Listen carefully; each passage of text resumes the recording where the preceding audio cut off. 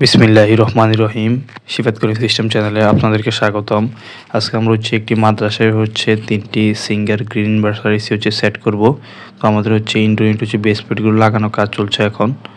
Singer এসির compressor warranty 5 years, আর spare parts এবং free service 3 বছর করে। আমাদের এই রুমের এসিটা সেট করা শেষ। এটা যে ইনডোরটা সেটা সেট করা শেষ। এটা সিবিআর মডেলের এসি।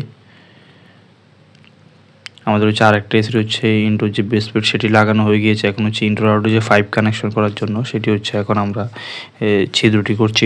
হোল্ডের কাজ চলছে এখন। তো আমরা সবসময় এসি স্থাপনের ক্ষেত্রে সবসময় খেয়াল রাখবো যে রুমের সাইজ অনুসারে যাতে সঠিক টনের এসি যাতে স্থাপন করা হয়, নাহলে পরবর্তীতে ঠিকভাবে ঠান্ডা পাওয়া যাবে না। এই বিষয়টা আমরা খেয়াল রাখবো।